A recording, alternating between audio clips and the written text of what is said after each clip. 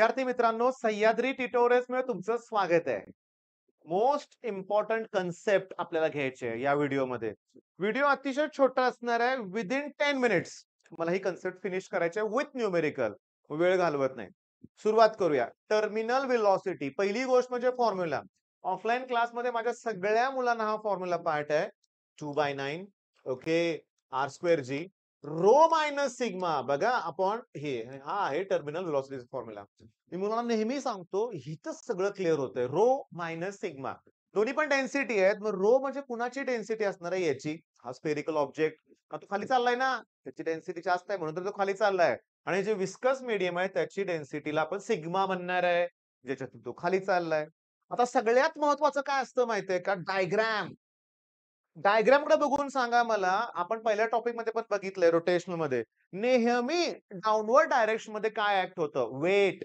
बघा हा जो डाऊनवर्ड आहे तो वेट आहे mg. तुम्हाला क्लिअर दिसतंय ना? थोडस दिसतंय. mg डाऊनवर्ड डायरेक्शन मध्ये ऍक्ट होतंय. बरं मग अपवर्ड मध्ये कोण ऍक्ट होतंय? अपथ्रस्ट. म्हणजे mg सारखाच फोर्स आहे. आणि विस्कस फोर्स स्टोक्स लॉ पहिल्यांदा करा. ओके. मग आता मी काय करतोय लक्षात घ्या. मी शॉर्ट मध्ये लिहू काय थोडस. पहिला शब्द असणार आहे consider a spherical object falling due to gravity in a viscous medium as shown in the figure. पहिलं वाक्य झालं. लेट. आता लेट म्हणजे काय काय लिहायचं मी तुम्हाला सांगतो. एम म्हणजे मास, जी म्हणजे ऍक्सिलरेशन टू ग्रॅव्हिटी, व्ही म्हणजे टर्मिनल वेलॉसिटी, आर म्हणजे रेडियस, त्याच्यानंतर रो म्हणजे काय, सिग्मा म्हणजे काय, इटा म्हणजे काय, हे सगळं लिहून टाकायचं. लेट. ओके. नंतर लिहायचं फ्रॉम फिगर. बास. मग फ्रॉम फिगर आता हे डेरिवेशन लिहायचे आपल्याला. ओके. मग आता मी तुम्हाला सांगतो हे बाकी सगळं पुसून टाकतो. मी सगळंच पुसतो लक्षात घ्या. ओके. आणि मी तुम्हाला आता ह्या कन्सेप्ट ही जे कन्सेप्ट आहे मेन सांगतो. हे दोघं जे फोर्स आहेत that equals to downward force येणार आहे. म्हणजे बघा अपथ्रस्टला Fu म्हणूया आपण. From figure Fu plus Fv viscous force that equals to Fg झालं. आता सांगतो. Viscous force 6 pi eta r v. Downward force आहे mg. पण थांबा. मी तुम्हाला सांगतो मासचा formula volume into density. Density rho घ्या. जो ऑब्जेक्ट खाली चाललाय त्याची डेन्सिटी रो घ्या. म्हणजे व्हॉल्यूम इंटू डेन्सिटी म्हणजे मास झालं. त्याला जी न मल्टिप्लाय करा वेट मिळालं. आता मी तुम्हाला आयडिया काय देतोय बघा. अपथ्रस्टला सेम फॉर्म्युला वापरा. फक्त 4 बाय समजून घ्या बरं का इथं 4/3 जरा वर लिहितो बरं का याच्यासाठी. ठीक आहे. 4/3 पाय आर क्यूब सिग्मा घ्या आणि इंटू जी. चला हे प्लस मायनस करा. मग मला काय मिळालं? 6 pi eta r V equals to 4/3 पाय आर क्यूब. कॉमन काढतोय मी. जी सुद्धा कॉमन काढतो. रो मायनस सिग्मा शिल्लक राहिलं. ओके. आता हे पाय कॅन्सल करतो. हा आर ह्या क्यूब मधल्या एका आर ला कॅन्सल आर स्क्वेअर उरणार आहे. म्हणजे हा आर कॅन्सल झालाय. हे इटाचं अपॉन करतो मी. हे व्ही इक्वल्स टू 4/18 करतो. 6 3 जा 18. आर स्क्वेअर जी लिहितो. रो मायनस सिग्मा आणि अपॉन इटा. चला 2 न डिवाइड करा. 2 2 जा आणि 2 9 जा. आलं की झालं. संपलं डेरिवेशन. म्हणजे तुम्हाला काय करायचं आहे की downward force that equals to हे अपवर्ड फोर्सची ऍडिशन. अपवर्ड मध्ये जो विस्कस फोर्स आहे Stokes law 6 pi eta r V. पण अपथ्रस्ट साठी हाच फॉर्म्युला वापरायचा आहे. फक्त रोच्या ऐवजी काय येणार आहे सिग्मा. ते मीडियमचा अपथ्रस्ट आहे ना.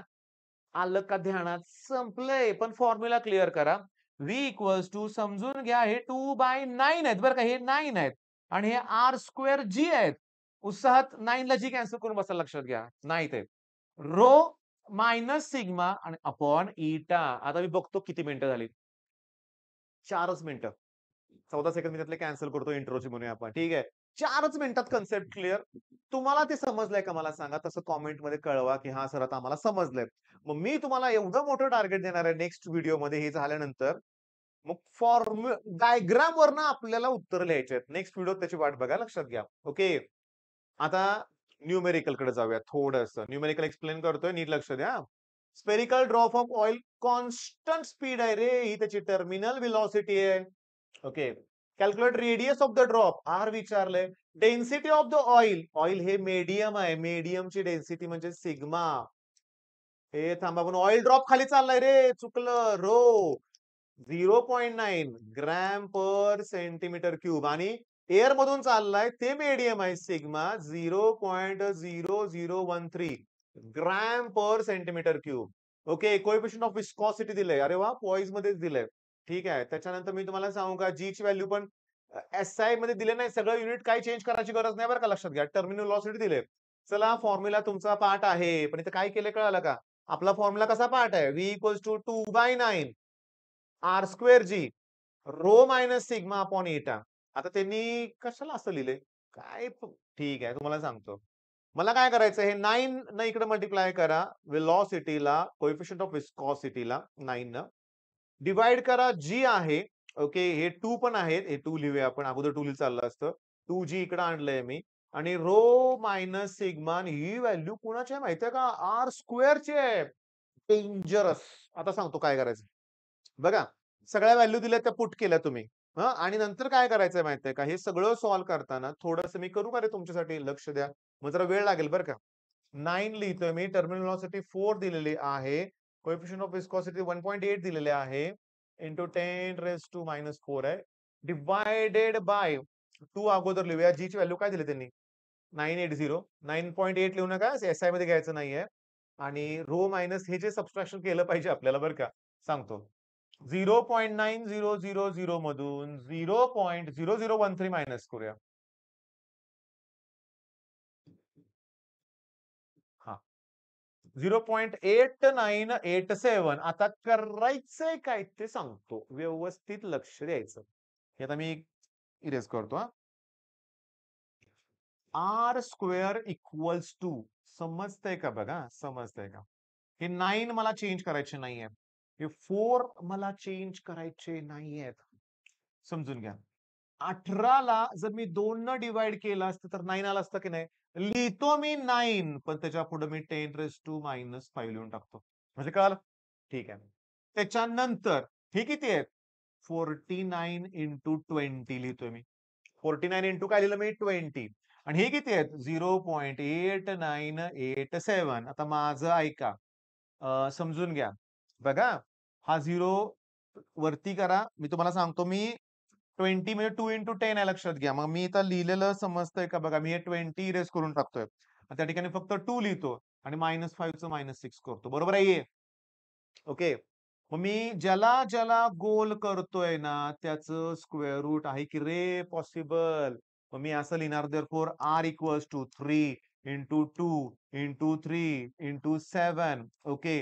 ह्याचं पण स्क्वेअर रूट पॉसिबल आहे. इंटू 10 किती? -3. ओके. पण इंटू 1.414 याचं पण स्क्वेअर रूट आहे. पण आता याचं स्क्वेअर रूट कसं काढायचं हाच एक मोठा प्रश्न होता की नाही? तर त्याच्यासाठी मी बाजूला सांगतोय बघा. त्याला मी 100 न मल्टिप्लाय करतोय आणि 100 न डिव्हाइड केलं त्याला.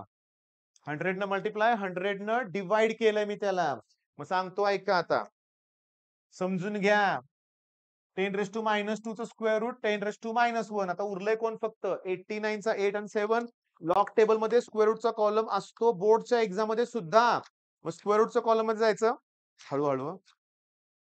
आणि 10 टू 100 मध्ये बघायचं. 89 सापडलं मला. 89 चा 8 आणि 7 बघायचा. 89 चा 8 तुम्ही बघता ना माझ्याबरोबर?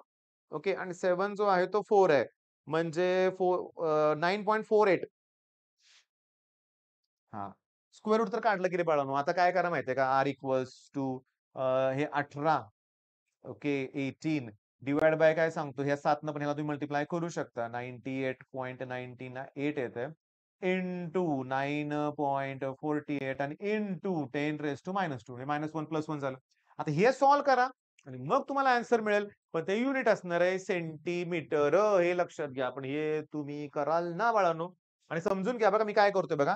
ह्याला 10 न मल्टिप्लाय करतो रे बाळांनो. त्यावेळी इथं -3 होईल. मग आता येते की उत्तर बरोबर. चेक करा. उत्तर बरोबर येण्याची शक्यता आहे. माझं काय चुकलं असेल मला पुढे सांगा. म्हणजे मला एक आयडिया काय द्यायची तुम्हाला माहितीये का? जेवढं सिम्प्लिफाय होईल तेवढं सिम्प्लिफाय करायचं. स्क्वेअर रूट आरामात निघतील तेवढं काढायचे. नाहीतर मुलं गोंधळ घालतात. तसं करायचं नाहीये. ओके. मग ही concept clear? All the best.